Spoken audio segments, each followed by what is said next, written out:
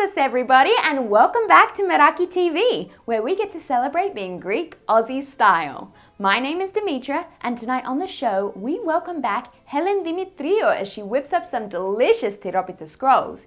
We talk to Con Kalamaras about the Rebetiko festival, and the kids play a traditional Greek game. The Did You Knows are back, and Noula answers all your questions.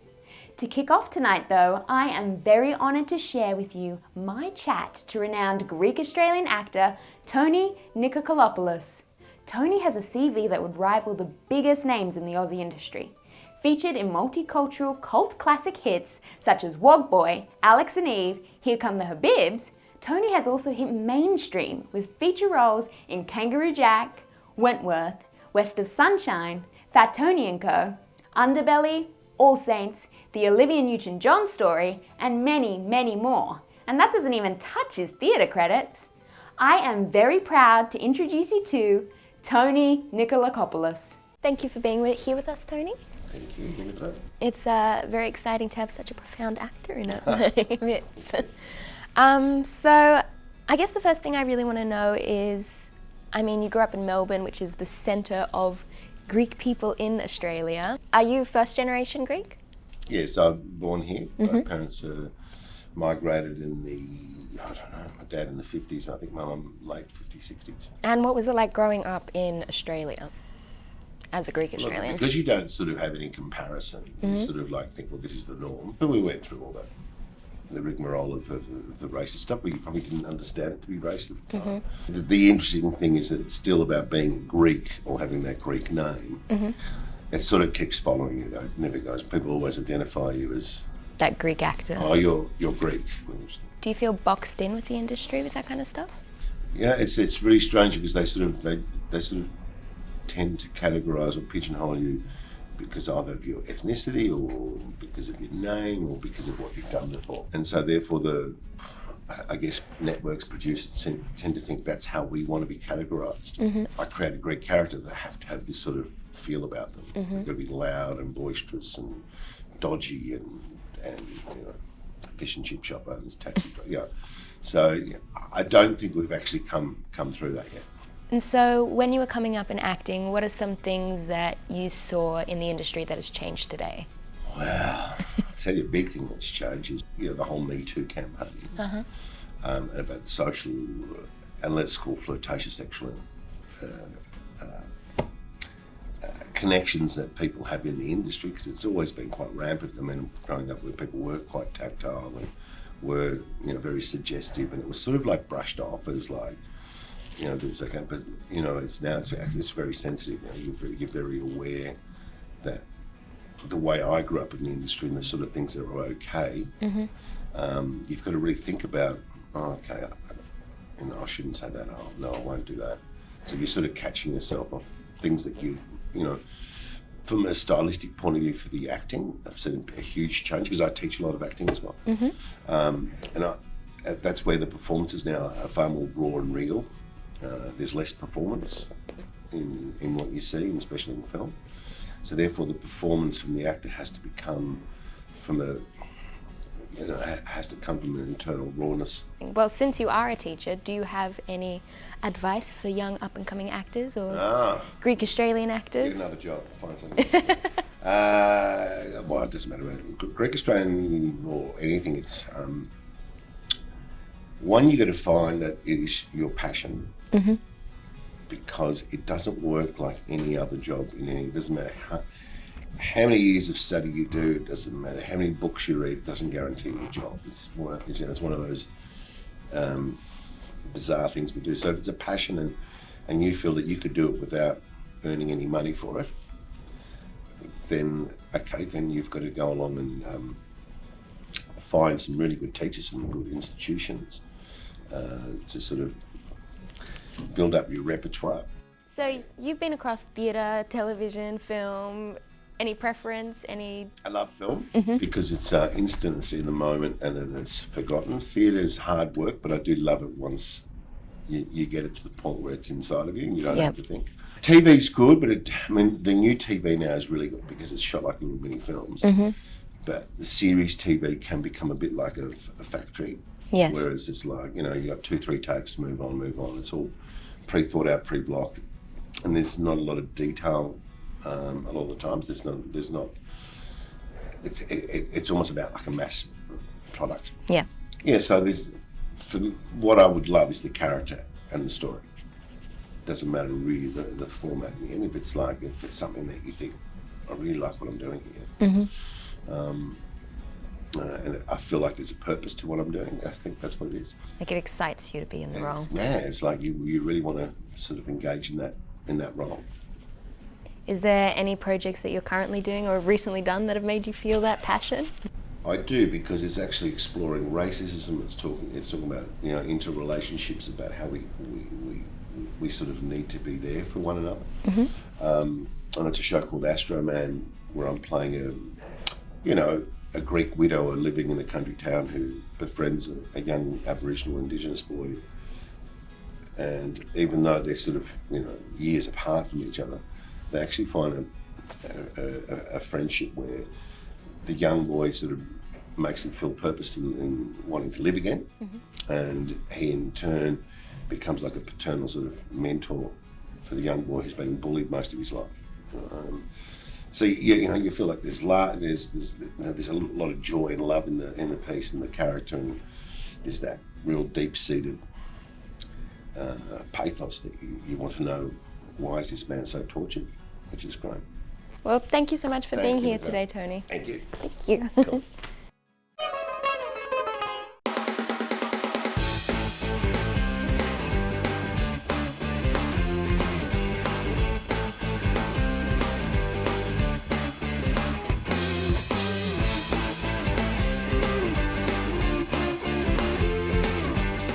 Welcome to Meraki TV Kids Corner. I'm Constantina. And I'm Yanaki. And today we're playing ENNIATHES. ENNIATHES is an old Greek game that my yaya told me. It's very similar to noughts and crosses. Get a board and draw these lines on it. Let's pick who starts first. Well, I'm going to be a gentleman and say ladies first. Okay. I'm going to put my marker here. And I'm going to put mine guy right over here. So we're going to keep doing this until we get 3 in a row.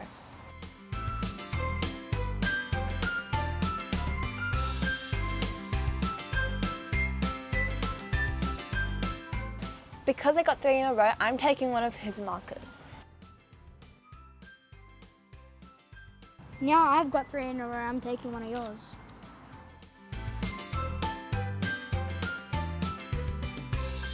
The only way you can win is if you get all of the other person's markers.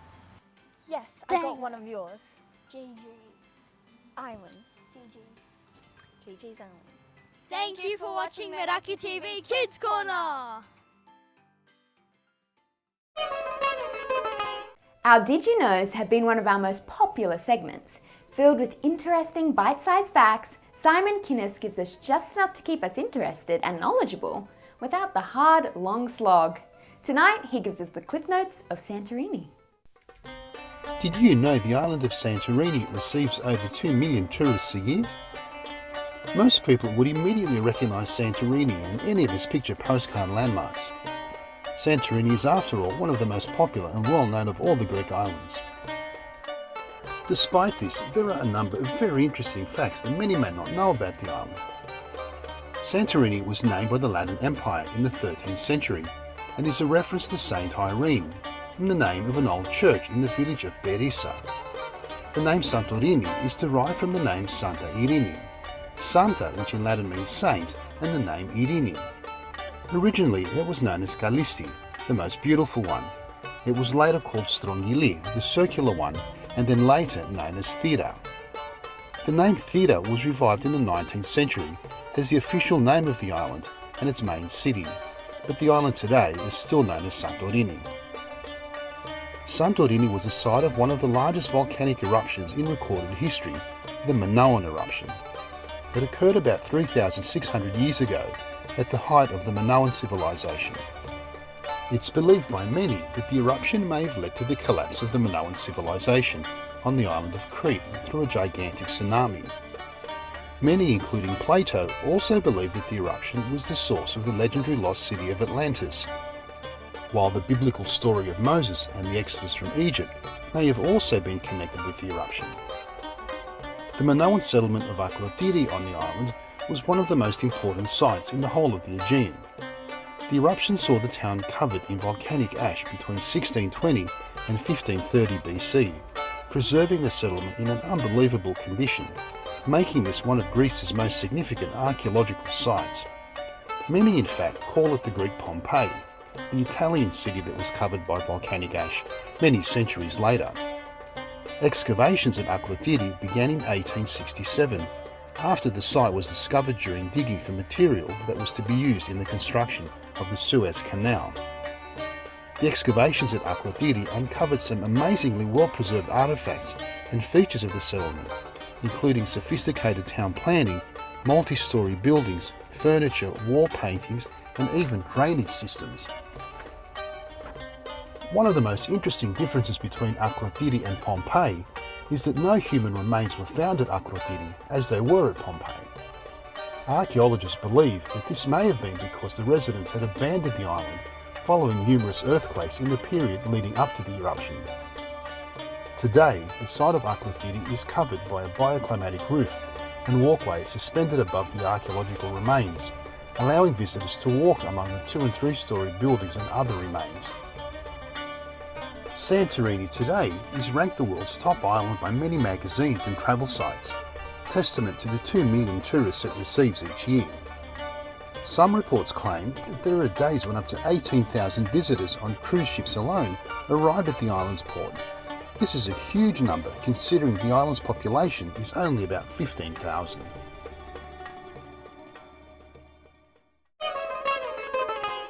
Helen Dimitriou is best known for her time on My Kitchen Rules, where she and her brother Steve did us all proud. From there, Helen leads a major cult following. Through Meraki TV and her private home cooking classes, Helen gives hope to all of us who are time-pushed and feel we just don't do this great cuisine justice.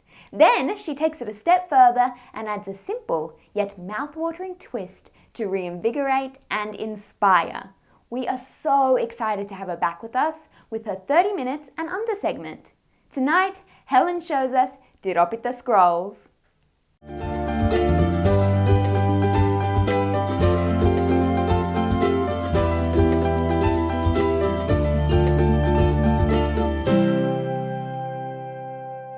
Hi guys, and welcome back to Helen's Cuisina and Meraki TV. Tonight I'm going to show you how to make a juge de tirobita. They look amazing, you're going to love them. So for this you're going to need some ricotta, about 1/4 cup, 1/4 cup of shredded cheese, about 1/4 cup of feta, some black sesame seeds, some dried mint, butter, and of course our favourite, Antonio's filo pastry. To start with, I've got my ricotta and my shredded cheese, add our mint, our crumbled feta, and last but not least, 1 egg. Give it a nice good mix and then set it aside, and then we're going to start on our filo. So you're going to need your filo pastry. So I like to have my filo pastry out at room temperature for at least half an hour because it's easier to work with. A nice wet towel over it will keep it moist, but I'm going to work fairly quickly now. So I've got 1 layer of filo pastry here. I have some lovely unsalted butter, and I'm just going to lightly baste our filo pastry. And you're only going to need this 1 layer. And the secret is in how you actually fold it. So this is the key to making it look spectacular. There's always so much butter going into this recipe. However, just give your pan a little bit of a zhuzh with butter just so that it doesn't stick. So grab it by the corner and you simply just fold it in, almost like you're scrunching it up. Very, very simple. Scrunch, scrunch, scrunch. A little bit more butter. There's never enough butter really. And then on we'll go with the next one.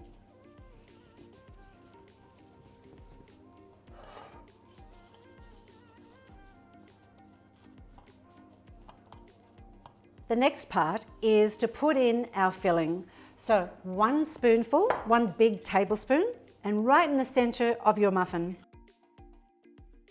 And now for the top of our muffins, you're going to need half of the phyllo pastry sheet that we've been using for the bottom. So cut it in half, lay it flat, and then brush it with butter.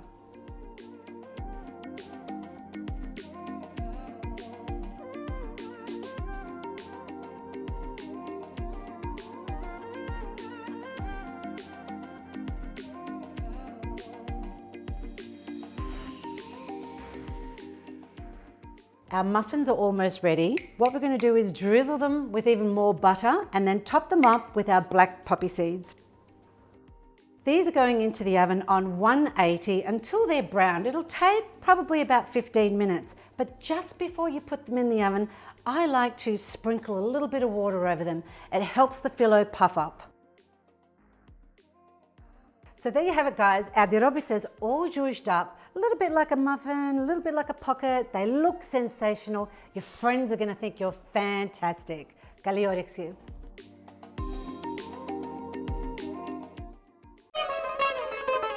Rebetiko is considered to be the Greek blues. Its themes are full of hardship and the underbelly of society.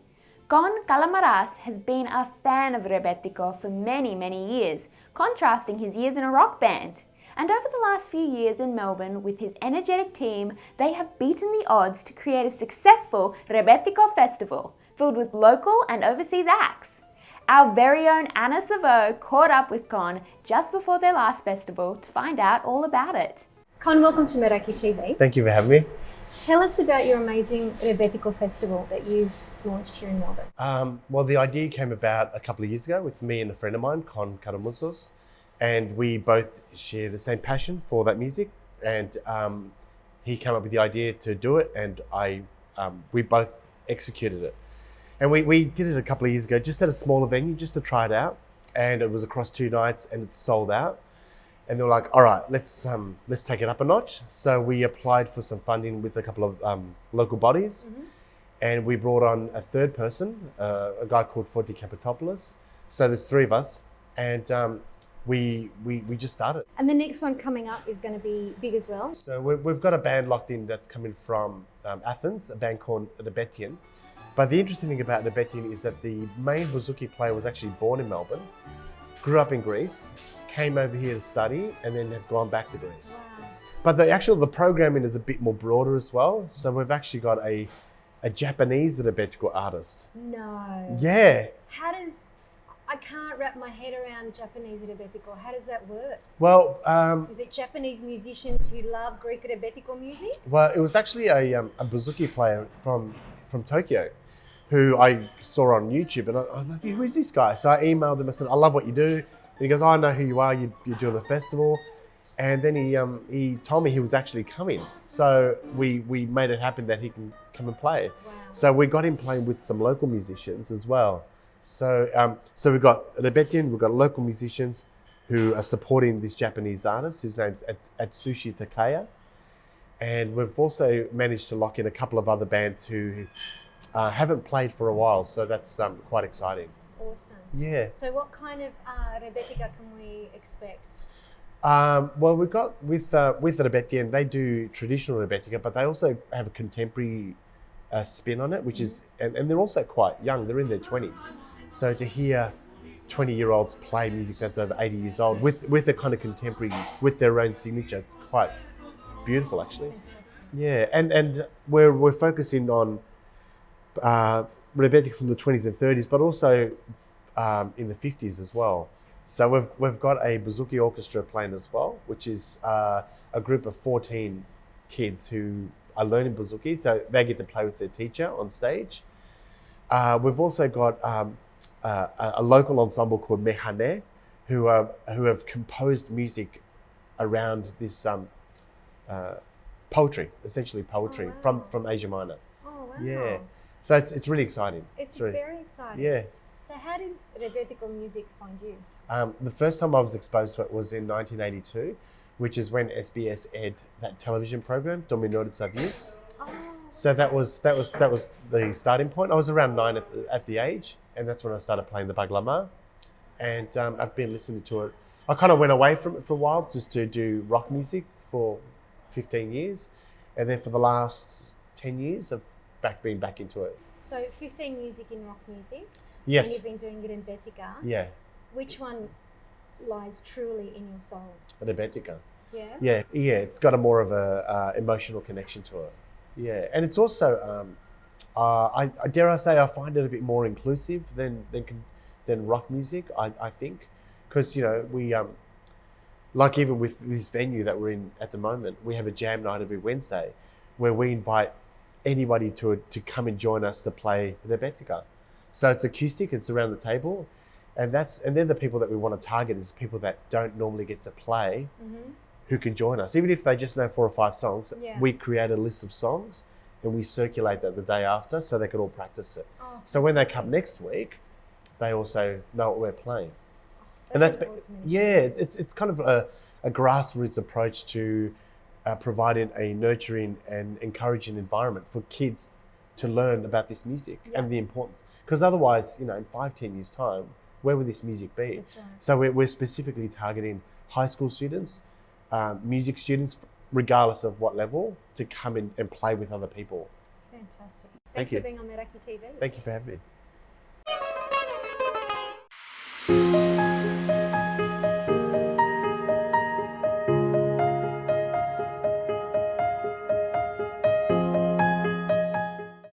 Ask Noula. I'm Noula, and you have asked, how do we do what we normally do through touch? And now that we can't touch, but we know how healing a touch is and how connected we feel with a touch, how do I get the effects, the love, and the sharing of that through touch without touching someone? Touch comes in many different ways. I know we're talking about physical touch, but touch comes also from the way that we look at someone, just through our eyes. You can smile with your eyes, you can frown with your eyes, you can look mad with your eyes, you can look lovingly to another person, with another person through your eyes. That's touch.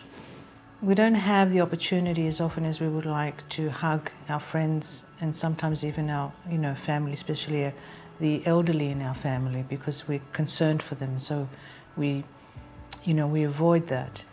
But you can come close and you can look at them with loving eyes. Our next question is, how do I make sure my kids don't get scarred for life because of COVID? The impact is huge. It's financial, it's emotional, it's mental, it's spiritual even, One suggestion I have for you is break down the word COVID. COVID is too big. What does COVID look like for you, in particular for your kids? Once we start breaking down what COVID is, like we've got the next question here, which is, I thought I was going to go to the workforce. I've just finished uni. What do I do now? That's the consequence of COVID. So if you break it down, you can look at that particular issue one at a time. That's much more easier to navigate than looking at COVID. It's not COVID. Every time in the history of our humanity, we have been faced with something. It could have been a war, right? It could have been the Depression. It could have been, aliens visiting us. Was that too much? Doesn't matter. The point is that this is not new. It's new to us because we've never experienced this before. It's new to our kids because they haven't experienced this before. So what I want to remind you is that don't be scared. This is not new. We will always be faced with challenges on this planet, whatever it might be, drought, fires.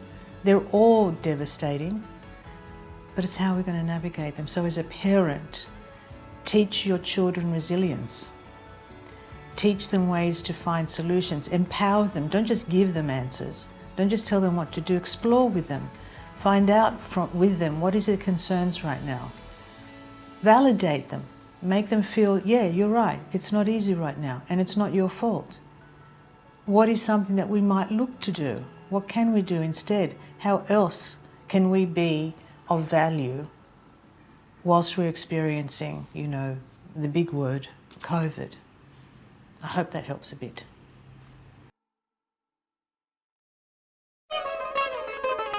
Thank you so much for joining me for another wonderful episode of Meraki TV. Before you go, I want to announce our kids' Greek school competition. Kids can enter the competition either through their Greek school or on their own. Just download the relevant entry form from our website, complete it and send it in. Winners receive a $50 Smiggle voucher. Entries closed Friday, 27th of November and will be announced at our season finale, Monday the 7th of December. So, get downloading, kids! And remember, if you are having trouble catching Meraki TV, you can watch us on the go from wherever you are via live stream on www.aurora.tv. You can also catch our replays on YouTube. And to get everything Meraki all in one place, download our app from the App Store or Google Play Store for all links and all shows. Until next time, my name's Dimitra Sealy. Kalinifta.